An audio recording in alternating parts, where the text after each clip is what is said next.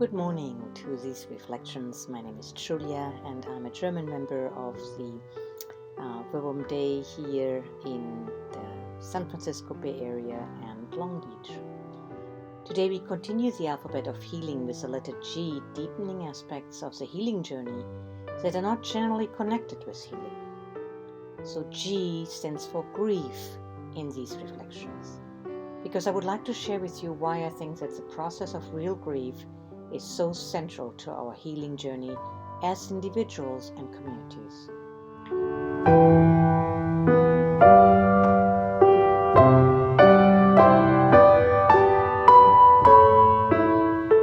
It is widely known that if we don't grieve, our losses cause irritability, anger, and violence, or perhaps fear, addiction, obsession, apathy, numbness, and behavioral issues. However, I think the Jewish Christian religion holds quite a unique place regarding grief. One might say it is a traumatized religion, or better to say, a religion born of trauma, sorrow, pain, and grief. A people oppressed in Egypt, a savior killed on a cross. The faithful don't live happy ever after in the stories of the Bible, but struggle with God about these traumatic incidents. Often I reminded myself that 2/3 of the book of Psalms are laments. The scriptures are not reflecting fairy tales or miracle stories, but stories of loss and suffering and the need of healing. It is filled with people that are turning to God because God hears the cry. What does this mean for us in this spring 2020? There is a grief of loss of life during COVID-19, the pandemic, which even in June, 6 months after it broke out in January, is still not over, and believing the WHO experts, it is still a threat to most vulnerable communities around the world, and in the USA, it could circle back easily and very probably latest in the winter to come. One aspect of this crisis we must not forget, though, is that it has affected in the USA much more Native Americans, African Americans, and Hispanics. It has affected incarcerated people in horrible ways, and it has forced people who are at the low end of economic income to be turned into essential workers who have to risk their lives in situations in which they need to serve the people. We haven't articulated this grief, but we can feel it on the streets these days. Not many people talk about it, but the enormity of loss is just palpable with no end in sight. It is so overwhelming how the delicately arranged chiffon curtain has been ripped finally and profusely, showing staggering injustices. In experiencing this, I cannot do different than turn to the laments of the scriptures that other traumatized humans prayed for thousands of years and finally wrote down, throwing their grief unto God. They pray. We are given no signs from God, no prophets are left, and none of us knows how long this will be. Do not let the oppressed retreat in disgrace, God. May the poor and needy praise your name. Rise up, O God, and defend your cause. You have shaken the land and torn it open. Mend its fractures, for it is quaking. Save us and help us with your right hand, that those you love may be delivered. O my God, they have reduced Jerusalem to rubble. They have left the dead bodies of your servants as food for the birds of the sky, the flesh of your own people for the animals of the wild. They have poured out our blood like water. How long, O God, how long? Please, may your deeds be shown to your servants, your splendor to their children. May the favor of the Lord our God rest on us. Establish the work of our hand for us. Yes, establish the work of our hands. The communities who transmitted to us the traditions of these words of communitarian lament knew how important it is for us not to repress loss and the grief about it in our relationship with God, but that it is intrinsically part of who we are. Grief is really a strange animal in our human life. In the moment we are born, life and gain, and at the same time loss and pain begin, and we lose again and again as we develop and grow, and loss becomes more and more tangible as we grow old and die. Grief is part of our life, even though we don't want it. We resist it and we demonize it. It is too often a sign of weakness and not being victorious and overcoming the losses life holds for us. Too often we even are ashamed of our losses because they destruct our image of perfection. Very personally, it has been important for me to have an experience to go through surgeries and treatments and to fight in them for my life, resisting that my life would slip away.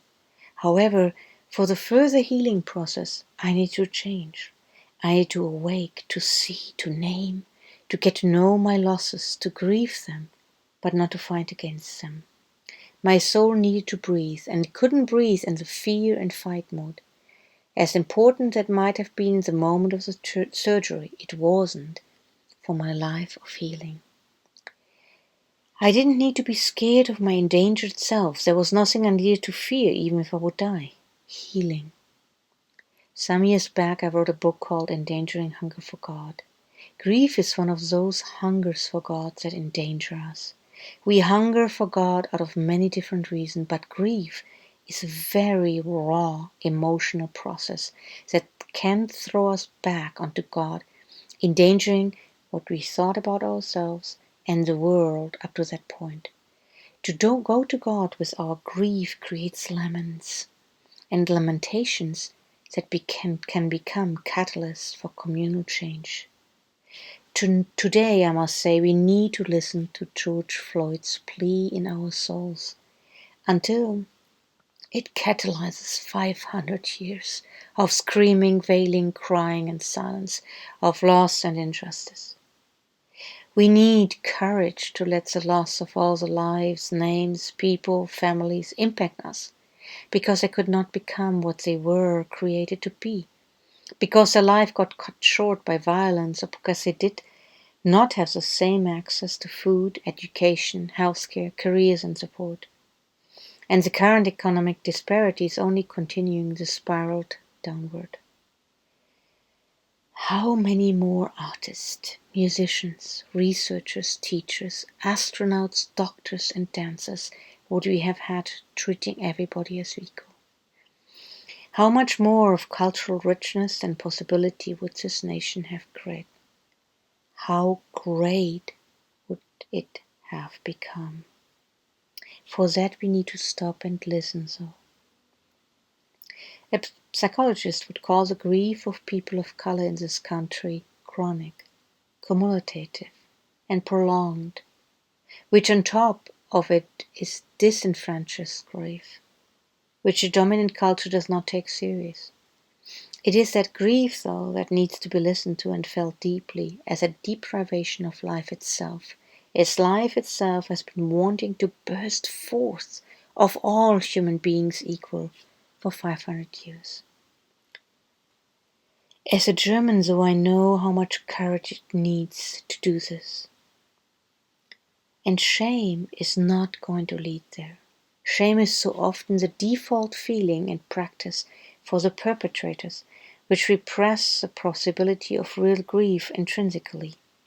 So it is important to know in the heaviness of the accumulated grief of 500 years is not shame, but rather courage that will express itself in grieving. Shame throws me only on to my own misery, which I then have to paint in gold and make posh to survive. Grief has the capacity to throw myself onto God in lament, constructively pulling others with me in shared lamentation.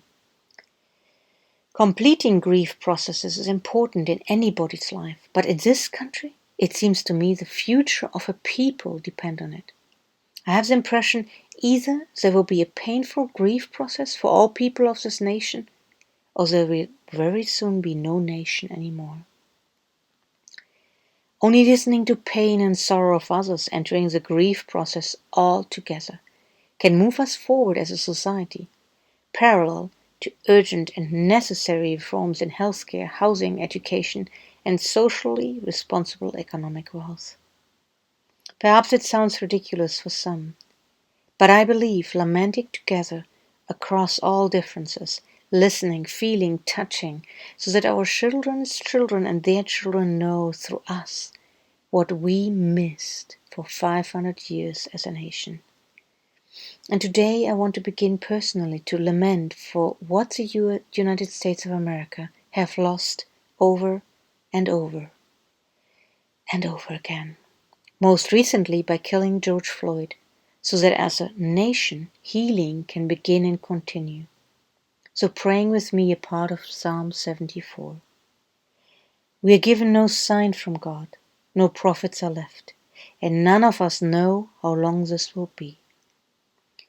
But do not let the oppressed retreat in disgrace. May the poor and needy praise your name.